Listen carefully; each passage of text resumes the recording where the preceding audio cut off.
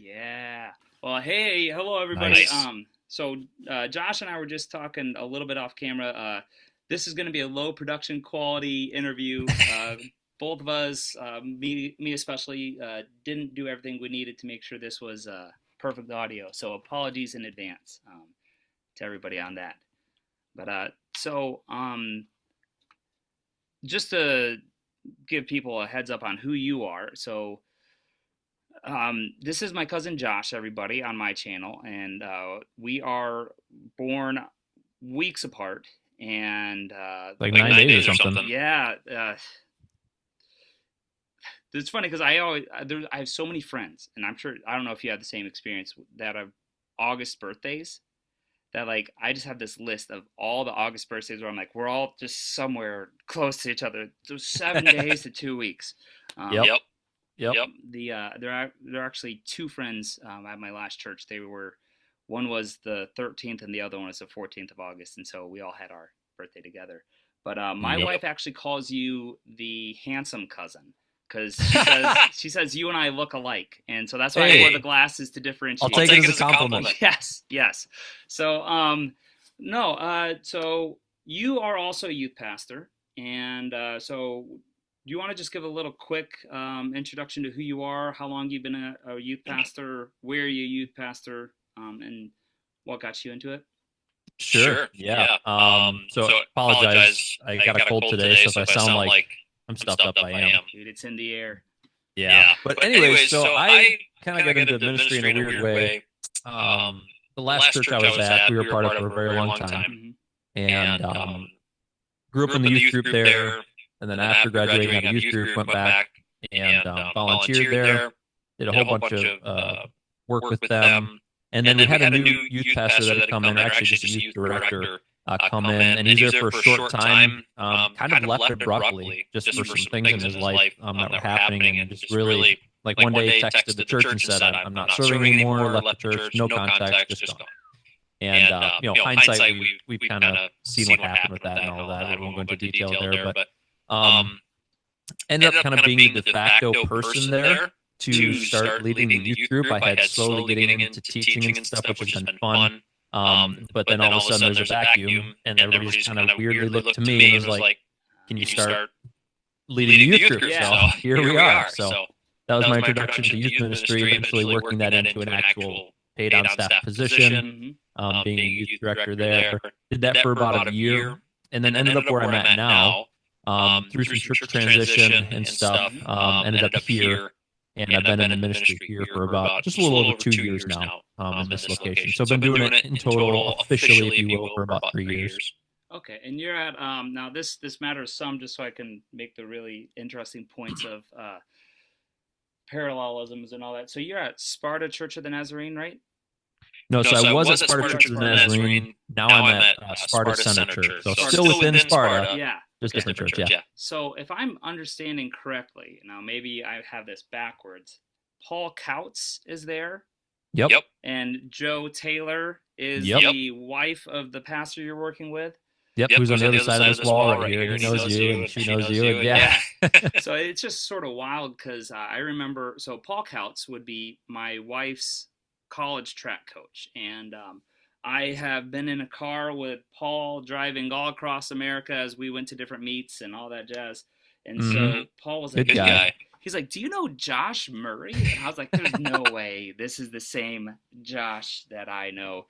And so it was The like, The links of links of connection connection with with people is people is just just insane. insane. It's It's that, what that, is what is that that like? like? You have You have seven seven separations separations of of like yeah, like friendship or friendship or something something like like that. that. Like, Like it's yeah. it's so so true true and and weird. weird. Especially in West Michigan, where if you have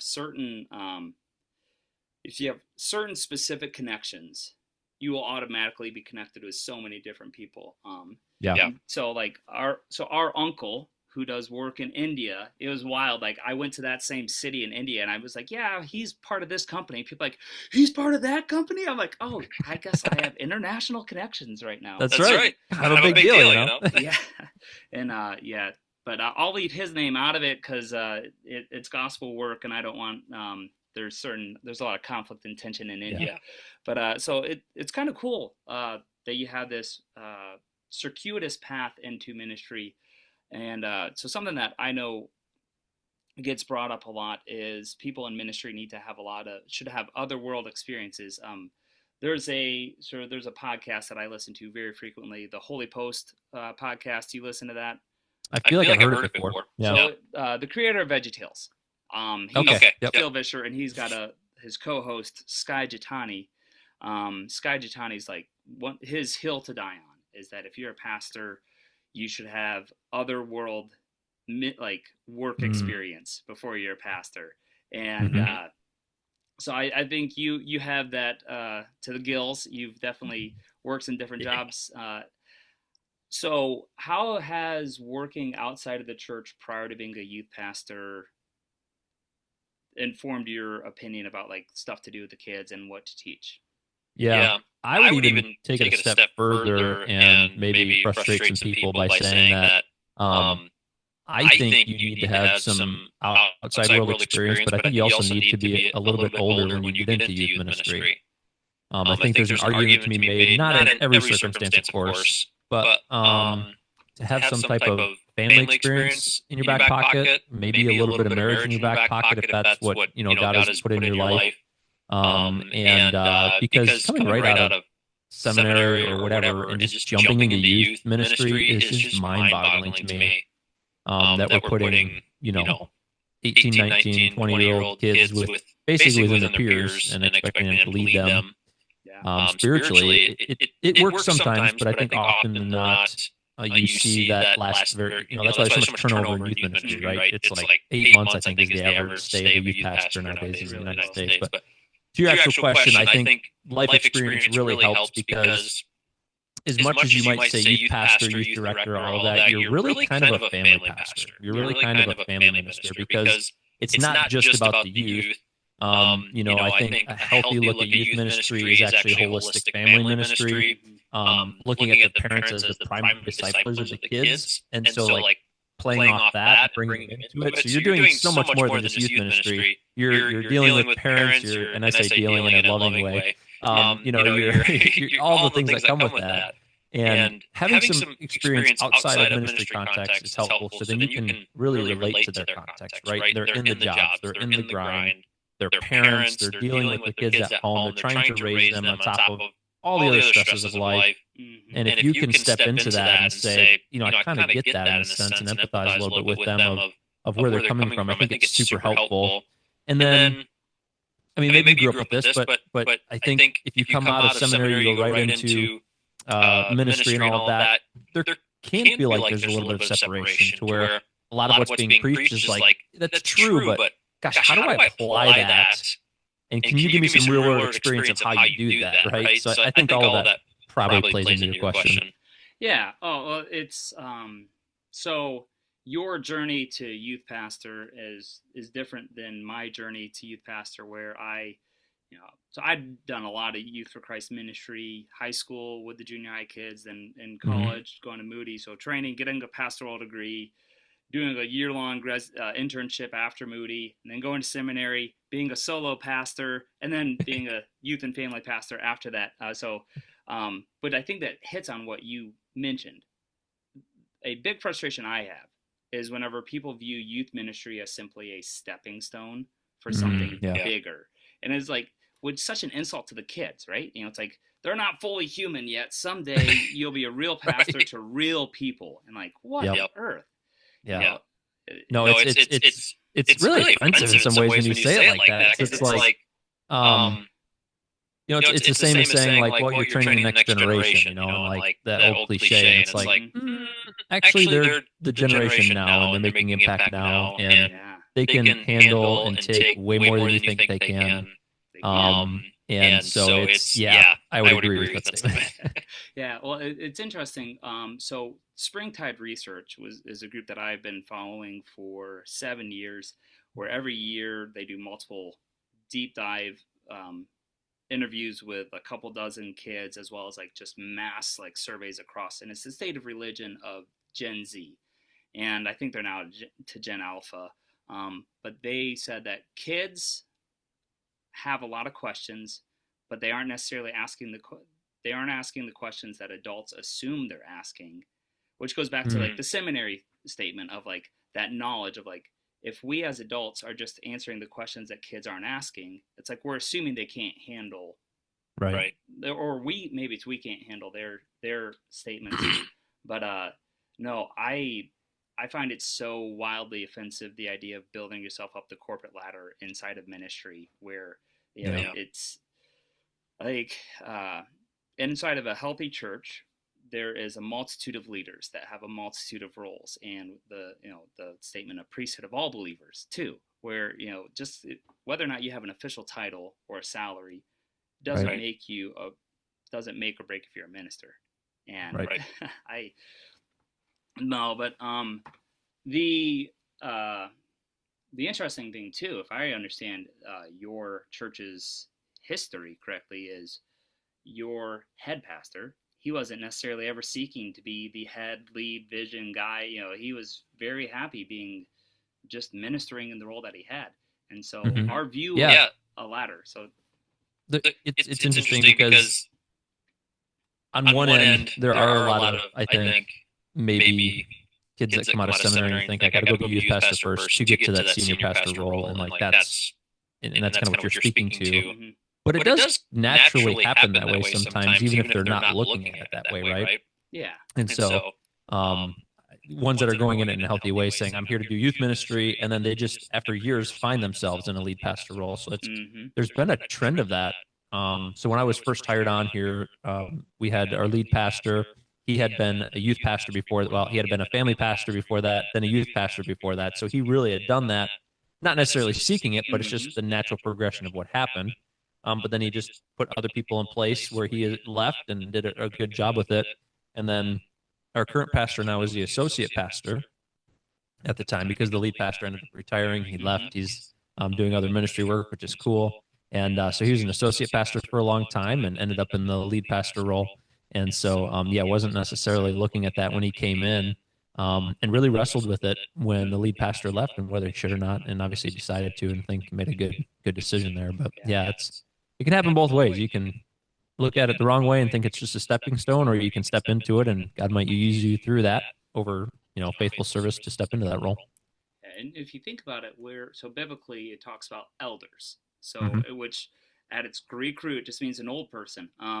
Which is actually is really significant to me recently from a standpoint of if there's multitude of people doing ministry at a location, the workload that you have, there should be a reflection of your life experience, where a senior pastor, so to say, using our secular terms that we've inherited over the last 2,000 years, he's going to be someone who knows how to handle the end of life situations, knows how to handle the divorce situations, where he's just walked with enough people that it's not that he has a greater spiritualness, but it's like, hey, this is the role. And so like the going from youth to family is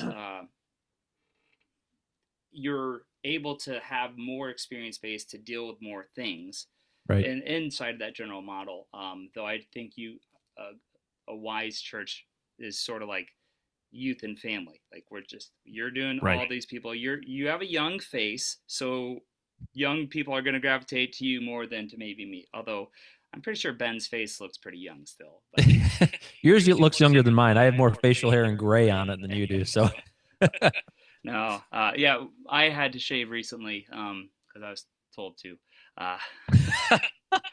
But no. And every time I step in and I start shaving, my kids yell, "Don't shave your mustache off!" Yes, my kids. They won't let me. My kids do not want me to shave my face. So Daniel, my brother, your cousin, he has he will frequently grow out a very long beard and then braid it, or he had this massive handlebar mustache. And my daughters start calling him Unk Unk, and they want me to have that exact same facial. Like, oh, you should have like Unk Unk, and that is not going to. I think you would surprise your congregation if you walked up one day with that and started preaching. I think I'd surprise myself. I still have a very patchy face, and I would have to grow it out a lot to have it be full, and it would just be a false appearance. But so, I'll have a very specific question. So, Super Bowl. Did you guys have a church Super Bowl party? We did. Okay, did you watch the whole game or did you only watch half? We watched the whole game. Mm-hmm. And so I guess I should clarify. Some of the we have like 3 or 4 really large small groups within our church, Okay. and this was one of the small group parties, but it's kind of turned into the church party. So Mm-hmm. originally the small group met, but now like just a lot of people from the church go there. It's the first time I went, in our short stint here so far. But yeah, we did watch it from beginning to end. Okay. Now you and I are the same age as we stated at the start, and I remember distinctly. There was a controversy, and I think it's 2003, where the Super Bowl halftime performance went very sideways. And ever since that moment, churches and parachurches have always been like, how do we handle the halftime? Was that the Justin Timberlake incident? The Justin Timberlake incident. That's so long ago. It was a whole lot longer ago than I want to admit. Right. I keep on. So our high school graduation was over half a lifetime ago now. Like that's crazy. 2007. It's just weird to think. But I'm so old. I chose to have a halftime a Super Bowl party. I actually was debating do I cancel youth group or not. I put a survey out to the kids, and they're like, hey, actually we want to come and we'll bring friends. So I was like, all right, I guess I'm not canceling. Guess we'll watch it. Because it's kind of late. Like, I mean, if the kickoff's at 6:30. You go the whole duration of a game, and you think about families and everything else. Like, we've always struggled since Brittany and I had kids of like, how do you handle this? Right. But I think it's so amusing, and the reason why I reference back to the Justin Timberlake, it seems like the last couple years people have been so culture war-y about halftime stuff that it just cracks me up that we feel like this is a so I guess I'll lead with my opinion. I don't have a formulated question. It cracked me up that people were so offended this year or last year or whenever at a Super Bowl concert that the NFL was going to put on. And how do we have our Christian alternative to this? And I'm like we should never be surprised if the NFL does something that is anything. It is a money-making group that will do whatever it can to make money. And that being said, there were some false allegations put out about Bad Bunny that he was going to, do certain things. But just how do you handle culture war stuff as a youth pastor with some of the kids? So did any of your kids seem to care or have concerns leading into the Super Bowl? Or is that something that it was purely the adults or the media telling you to be concerned about? Like, yeah. It's so I didn't really have any students talk about it. I don't even think they were paying attention to this whole Bad Bunny TPUSA war that was going on. And so I was ready for it. I was expecting it, and I didn't get any real questions on it. So that kind of surprised me. I can remember when we were at the Nazarene Church growing up, we would have big Super Bowl parties, and they would like open the gym up, and this is funny. Like you would bring your own couch to the church or bring your own recliner to the church, and you could put it in the gym, sit in your recliner, and they would project the game on the wall. That's hilarious. And you could watch it. It was actually really fun. Yeah, that is cool. We do like a wild game dinner. Like it was really cool. And but the halftime show would always be turned off. They would play the game, halftime would come up, they'd shut it off, and then they would turn it back on because they could just never know what to expect. And I think it started after that 2003 incident where it's like, what do we do? And it wasn't necessarily about like what they're singing. I mean, a lot of it was like, there's people on there that are not fully dressed. There's stuff that's just not productive for watching. So that's kind of what I grew up with here because it was at somebody's house. I'm just at the mercy of what they keep on the television, right? And so I was home. My family was down in Florida. I was coming down for the second week for vacation. They all watched the TPUSA halftime show, I think, when I texted them. I turned it on my phone because I'm like, I'm going to watch both and just see what happens here, Just a comparison. And then they had the Bad Bunny one up there because they're just like, I'm not going to change the channel. The culture stuff is, I think, really important. So when big things happen, I like to talk about them and bring them up. I make sure it's age appropriate. So we split. Our middle schoolers gather. So we come together, we worship, we do announcements, we do games all together, lessons, we split. I'll teach our high schoolers. I've got another guy that teaches our middle schoolers. We get into a lot more of it with our high schoolers. We get into it a little bit with the middle schoolers, but it's like, let's actually talk about this stuff. And, we can talk a little bit about politics with it if you want, but let's talk about the big picture, of this. And let's have these in here rather than letting school or culture or whatever else shape how you view it. Like, how does our biblical worldview fit into this and what's happening, whether it be a halftime show or a shooting that happens at a school or whatever it might be. Like, let's talk about those things and work it out together, Yeah. I think it's really significant that you said none of your kids really came to you at the battle about the culture war, because it's so important that we as leaders, one, are responding to what the kids actually care about. And so like we are the leaders. We should, take note of that. But I think it's also making sure that we aren't listening to the media more than we're listening to our kids. Because I asked a few different people who taught at private schools or whatever, I'm like, hey, did anybody ask you about, the Super Bowl thing? And like, crickets. They said the kids were just crickets. No one said, and I have a friend who teaches at a small private school, and every time something big culturally happens, I text him, I'm like, did your kids say anything at school? And he's like, nope, they didn't. Nope, they didn't. Where like, so I'm teaching through First Peter right now for a youth group, and I talked about how both the Turning Point USA and the Bad Bunny halftime performances were worldly from a standpoint of like, the Turning Point USA, and this is where I know I get a lot of people mad at me. I'm not. I think Turning Point USA is a classic example where the politics have been so tied to the gospel that you can't mix them apart for them, and so like, you should feel like a stranger in the world, period. And so like, the Turning Point USA is trying to make people feel comfortable in one way, just like Bad Bunny's trying to reach out to another area, where the gospel says, like you said, the biblical worldview, like, man, where do we find our comfort? Where do we find our power? Like, what gives us our source of identity? Because like, these are what the kids are really looking at, is like comfort, identity, power. Does the world love me? Does the world not love me? And how we as Christians need to realize, like, we are going to be foreigners, strangers, exiles. Like, we are going to feel weird in this world because we have a different set of values, period. Yeah. It's, I said this on a video I did not that long ago that, I think Turning Point wasn't clear on what their intentions were. And that really skewed everything, because you heard so many people making statements about, well, they're going to do this, they're going to do that, this should be this should be that. And it's like, I don't know that they've actually come out and made a statement of like, this is going to be a Christian halftime show. I never heard him say that. In November, there was conversation, or October. And I think the conversation started, and then it went, and then after that, it was purely, let's have an alternative.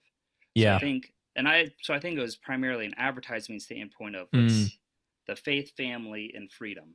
So because I think just the alliteration. What's it? Forrest Frank and what's the other guy's name? Yeah. Oh my goodness. Anyways, they were potentially looking at doing the halftime show, and then that kind of faded out. So maybe that's where that kind of started. Yeah. Which goes into a whole idea of so something that I frequently think about is in the Ten Commandments, it's do not bear false witness.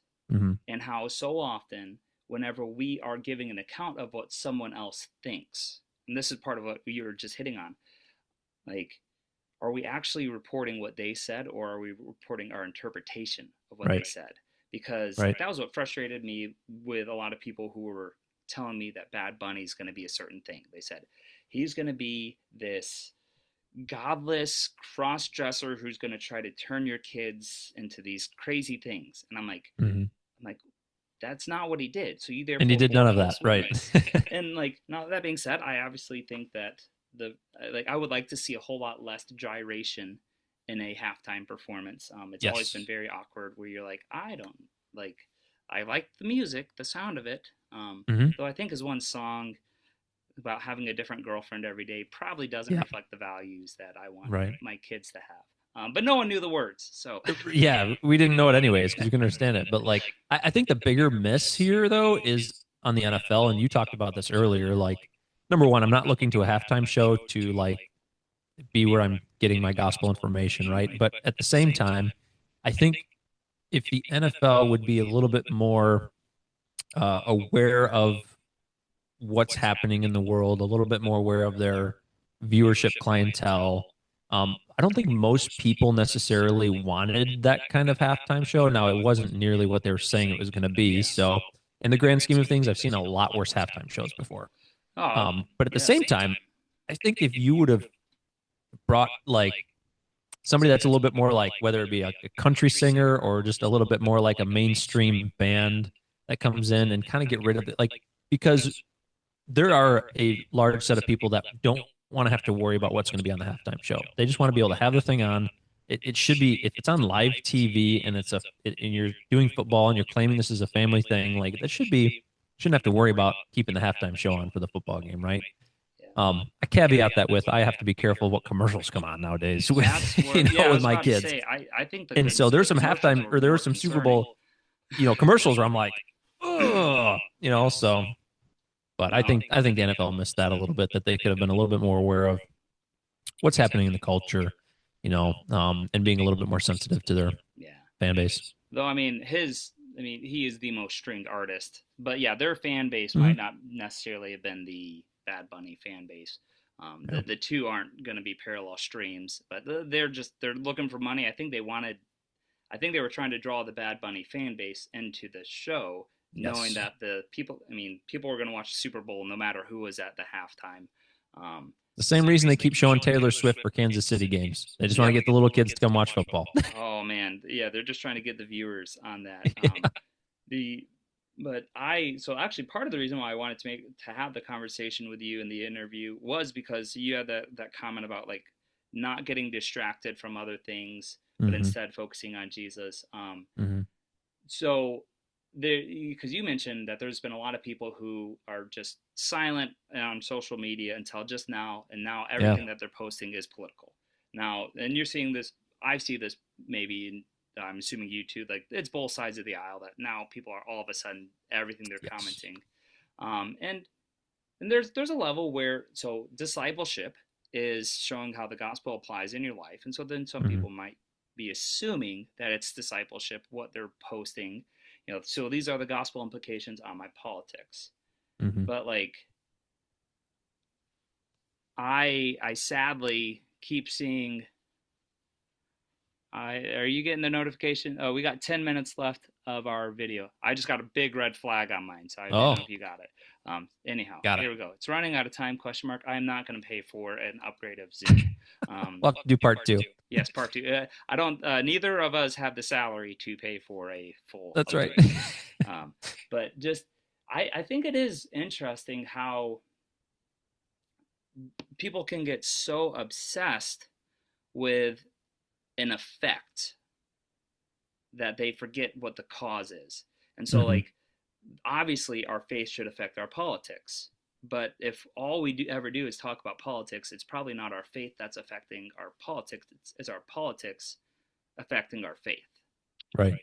And I am deeply concerned that for the last 10 years, and some people might say 25 years, but let's just say 10 years, that we've been training kids to care more about who's in the presidential office than anything else. And the irony is the politics that we should care about is like our city council, our school boards, like things that we actually like can have relationship and conversation over versus these big national things. I know for me, there's this feeling of existential dread that it felt like every single presidential election of my entire life, this is so important. And like, we're telling kids by how we act that the presidential election is the most important thing that can ever happen. And that's just not true. I don't, what boggles me a lot of times is that So to some of what you're saying, like, yes, all of a sudden we've got some keyboard warriors that are coming out of nowhere that have never been around until we start, you know, it's been a part of the halftime show stuff, about the ice stuff, about all of the different things that are happening in our day and age. And um, I don't see that same fervor or excitement or passion when it comes to sharing the gospel. And okay, like somebody's going to be like, well, you know, this, that, whatever. I think it's at least a litmus test, right? Because from your mouth, it comes from your heart. Like what's in the heart, you speak. And if all you're speaking is about your politics, about your opinions on what's happening in the world, and you're not using a lot of that energy also to, to either preach the word or to share, what's happening in your life, what God's doing, share your story, or even just to talk about the gospel implications of what's happening in politics. It's just posts to get out there and try and sway people one way or another to believe something or misinformation. If somebody wants to post about politics and talk how our faith feeds into that, great, love it. But it's just more like fear mongering and all that kind of stuff that's happening. And so and I need to be careful because I don't necessarily blame the people that are outside of the church that's happening. It's people that are inside of the church that it's happening, right? Because there's a distinction. Like, we can't hold people outside of the church to the same standard that we can the people inside the church. And so I just don't. I wish we had the same excitement and boldness to talk about our faith and talk and get involved with our church and volunteer and do all the things as we do to our political standpoints and how we want to convince people on Facebook what they should think. Oh, 100%. Well, this is the convictions that I've been growing on this is the more and more I care about a national politics, the less I want to have it be on Facebook, and the more I want it to be a conversation at a coffee shop. Yes, because like I've reached out to some people that I know that have made posts, and I'll kind of give a little thing like, kind of, here's what I thought about what you said. Let's sit down and talk about it. And I never get invited to come talk about it. Yeah. But like, to me, what's the point of posting that if you are not willing to sit down and have the conversation with it, right? It tells me it's just for show. Then if you don't want to, do you actually believe that? Like, can you support it? Can you talk about it? That's just like, I'm not here to hate on people. I'm here to have a real conversation. Like, I'm actually willing to have my mind changed on things if you can sit down and talk to me and convince me one way or another. And part of that is maybe some people have had so many bad faith conversations that they're just not willing. Probably. But I do genuinely think it's like the moment I have put stuff out publicly, I feel like there's always that, well, gotcha statement. I'm like, so if I'm making a public statement, I should know what I'm saying. And if I feel like there's always a gotcha, that probably means I don't know everything in order to make a statement. Yeah. And so like, the coffee shop conversation, that's the other litmus test. Are you willing to actually have a coffee shop conversation about something with someone? And I don't necessarily fully blame them in some ways because, and tell me if you experience this, but I don't think growing up when I was a kid, there was a really healthy understanding of the balance of faith and politics within the church. No. It was really like a separation. It was like, you don't bring any of that into the church. We don't talk about politics when I was growing up. And like that, it always seemed a little weird to me, but at the same time, I was like, oh, okay, well, great. But then I grew up and, started paying taxes and started participating in the world and becoming a dad and a father. And I'm like, oh, okay, politics is actually important. It's not ultimate, right? We don't put our identity in our politics. We don't put all that stuff, but like, we do live in the society and should participate in it and should at least be informed in decisions that we're making, but it should be through a gospel lens. Mm-hmm. And how we do that. And so I don't think I had a good framework for how to do that. And so I'm actually trying to do that in some ways. And you have to walk a careful line, but so hard. We have to, I think, empower our kids, our families, our people, how to look at being in the political world in a really healthy way with a biblical worldview. Yeah. So we got 3:45 left. I see that. I'm watching it. I'm like, countdown. So the only politics that I remember growing up in the church, and this is, just to put it bluntly, was Republicans are Christian, Democrats are not. That was what I remember politics being the conversation of. And it really wasn't more nuanced than that, which is sad because I think that's been a very negative thing that people have. And in another church down the street, it might have been Democrats are Christian, Republicans are not. Right. Where it's just like, that's not thorough thinking in any way possible. But then what's what's helped me so much recently, by recently probably means the last 15 years, just politics at its core means about the city. And so it's just like caring about the life of the city. And so like, that's why you look at all the different issues that could come down, and not boiling down politics to being one or two different issues, because that's where we get these "you're a Christian, you're not" view of politics, which just aren't helpful. Like, if someone has to agree with me on everything to be right, that's a terrible litmus test, because I should never be the benchmark for if someone's right or wrong. Like, it should be Scripture. And there are things that Scripture speaks very clearly about, things that Scripture is quiet on, and then there's things that take a lot of study and nuance. And and with teaching kids, this is something too that maybe, I don't know if when you deal with a range of kids, there's things that you can teach a 4-year-old that are different than when someone's in 4th grade. You teach them more. And then when someone's 14, you teach them more. And I feel like one of the biggest issues is a lot of us are stuck in a 4-year-old to 4th grade understanding of things, because we've never pushed people outside of that. And it's just scary.